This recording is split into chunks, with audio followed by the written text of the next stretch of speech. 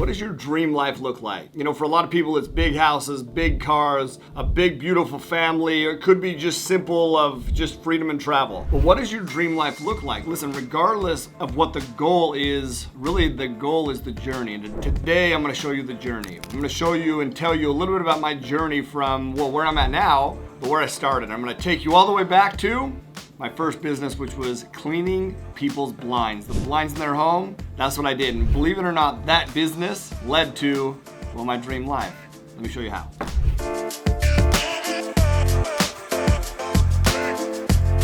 Tyler Devereaux here. I own a whole bunch of multifamily real estate, thousands of multifamily units, okay, across multiple properties, hundreds of millions of dollars of commercial real estate. I've trained thousands of people how to also own commercial real estate, and I've also cleaned a whole lot of blinds. No longer in the blind cleaning business, but I've cleaned, well, probably thousands of blinds as well. But today I'm going to show you how I transitioned from that to this. And it's a great transition. Listen, before we dive into this, make sure that you hit that subscribe button, leave a comment with a question as you go throughout this, and then make sure to follow, share, like, review, all those kind of things as we dive in. All right, let me take you back to circa 1999, 2000, right around there, okay? I am getting my ass beat on the sidewalk by two people who were repossessing my mom's van. That's where my business journey started. I thought they were stealing my mom's van. They were not. They were repossessing my mom's van. And listen, you don't touch my mom's van. You don't touch my mom, period, you perverts. Don't touch my mom, okay? Sterling was my stepdad. Don't touch her, okay?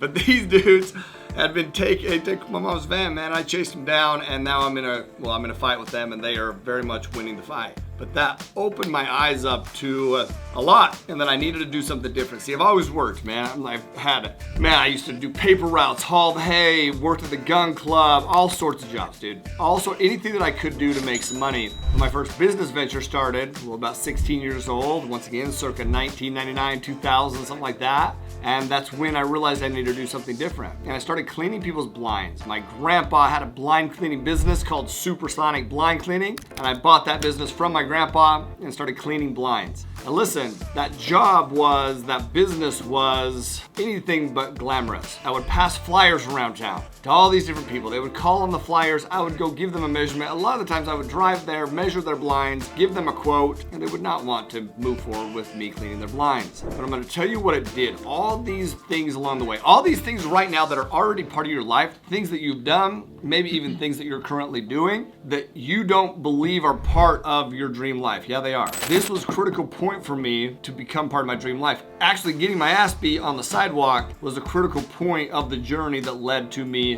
creating my dream life. Everything that you're experiencing, you can pull good out of it. Everything that you're experiencing is for a reason. There's lessons that are there for a reason. And man, I learned so much along the journey and continue to learn so much along the journey. So I'm gonna tell you what happened there, man. I started this business. It was a great business for me, for my family, made great money through high school, way more than my buddies, the other kids that I knew. Like, that helped me a lot and my family a lot. But then I went on a 2-year church mission. So I left that business behind for my family to run, and I'd saved up all my money during this time, and I went and spent 2 years serving other people. Those are critical years of my life, by the way. From the age of 19 to 21, I went and all I did, no girls, no talking to family, I just talked about Jesus Christ and did service for other people. That's what I did all day, every day. And when you dedicate 2 years of your life to that, you learn a lot about your life. You learn a lot about who you are as a person, because you're anything but cool. You're not cool. People are, throwing things at you, cussing you out every single day, and it brings you right back down to the root of who you are. And you know who the root that I found out, the root of who I was somebody that I realized the power of service. That's what I realized. I realized that true happiness was found in serving other people. Because even on this mission, as low as you are and as, challenging as it can be, you're poor too. You're so damn poor. You don't have any money. You're just so damn poor. You're not cool, but I'm going to tell you what you realize. It's one of the happiest I've ever been in my life. Why? Because every day was about other people. And it was actually very challenging to come home from that mission, because now it was all about me. I had spent 2 years serving other people, solely serving other people, and now it was like supposed to focus on me. That was a very challenging aspect because I found so much joy in serving others. So let me tell you how this all led to multifamily real estate, because once again, all these things, all these lessons come along the journey. My challenge to you would be to look back at your journey. As I've started to teach and train and and tell people what I do and how to do it, naturally people ask you about your story. So what it's caused me to do is have to go look back at these moments in my life and recall them, and then realize, like, that hindsight, that reflection. I believe one of God's greatest gifts is the ability to reflect back and recognize, man, his hand in the journey the whole way. And how these little things that used to be so challenging and so trying were actually, it wasn't punishment. It was preparing you for a bigger, greater future, the life of your dreams, your dream life. And then all of a sudden, everything that you experience you become grateful, is what it is. See, I get home from that mission and I started a sales job. That's what I did. I started a sales job in my early 20s that for me was a source of embarrassment for me. I looked at sales as convincing people to buy shit they didn't need. It's literally how I viewed it. But guess what I realized very quickly is I looked at the people who were the most successful in the space. They were not convincing people to buy shit they didn't need. They were serving. It was literally service. And sales, the word sales actually comes from the Scandinavian word sala, which means to serve. I became obsessed with it. Service is sales. Sales is service. And if it's not, you're not doing it the right way. I'm sure that you have experiences with salespeople who were only self-serving. That's that person. It's not the industry of. I became obsessed with sales because it was service. And that sales job, but I also knew this. I knew that that was not my end all be all. See, I was making a little bit of money. People told me I should buy a home. This is how this transition to real estate happens. I just need you to recognize and understand the beauty of the journey.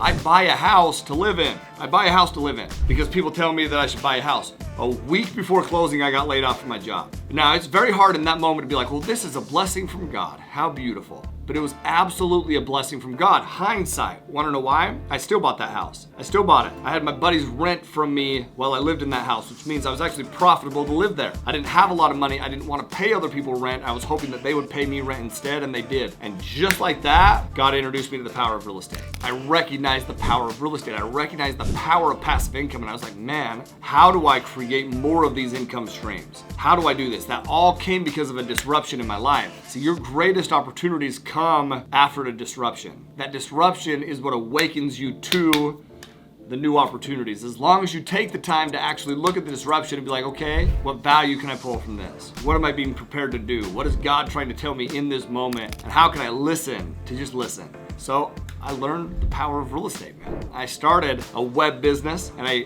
did not make money on that web business for like 6 months, but I was making money with the people paying me rent, and I realized the power of real estate. All of this continued to lead to, where I'm at today, but I'm gonna tell you even that story. How I went from, a sales job to owning a couple single family rental properties to then flipping single family rental properties, because in the crash in 08, 09, I got hit in the crash. I lost properties. I had to sell my prize truck at a brand new 2007 Nissan Titan that was like my baby. I had to sell it because I got hurt in the crash. Now it's hard to look back at that, hard in the moment to be like, this is a blessing. It was absolutely a blessing. You want to know why? Because it made me realize and awakened me to the fact that I needed more education, more training, more knowledge, because I was just shooting at the fucking hip to get shit done in the real estate space. So I actually took the time to get educated, to get training, and to understand how to spot a good deal from a bad deal. And then I started to flip single family properties.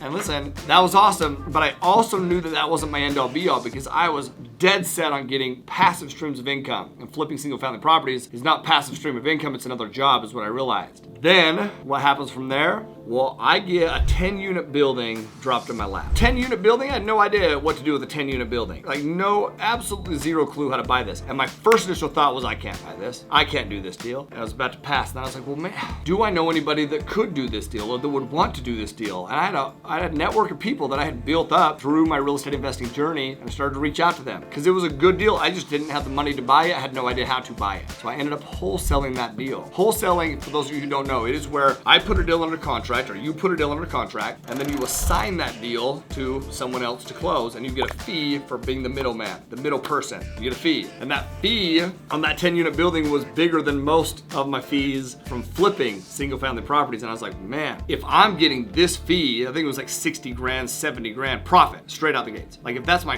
fee, what would I get from buying this thing? And I started to really pique my interest into multifamily real estate. Now, when I believe this, and if you've never read the book The Alchemist, you should read it. In the book The Alchemist, he says, if you want something along the line, I'm paraphrasing here, but something along the lines of, if you truly want something, the universe will conspire to help you get it. That universe could be the universe, it could be God, it could be whatever you believe in. But what did I really want? I wanted time with my family. I want to pass passive income, and I was obsessed with trying to find ways to create it. And the universe, God, created ways, conspired to make sure that I achieved it.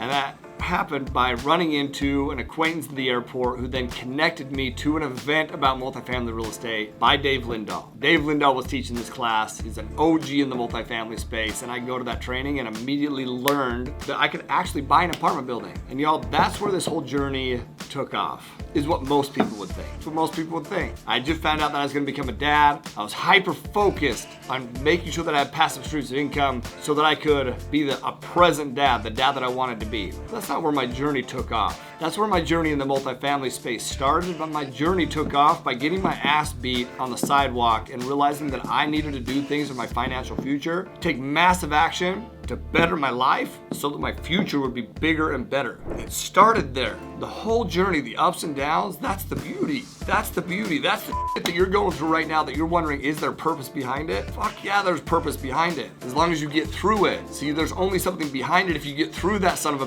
So in the moment, you gotta be helping yourself understand that this is part of your story. This is part of the journey. This is part of the greatness. If you're not telling yourself that, well then you'll never get this big, great dream life that you're looking for. And guess what, my friend? When you get that dream life, there'll be challenges there as well. Because with every challenge, every disruption, that is this unlock to even a bigger, better life and future. So don't avoid those things. Run towards those sons and joyfully realizing that when a challenge comes, when a disruption comes, shit, there's something beautiful on the other end of that. And if you believe that, you will achieve that. All right, my friends, that is the journey, man. Enjoy the journey. Hopefully you found some value from this journey that I just walked you through. And if so, once again, subscribe, share, and hit me up in the comments, man, and let me know, well, a little bit about your journey. Any other questions you have about my journey or questions, period. I would love to help any way that I can. I appreciate y'all. Live always aloha. Peace.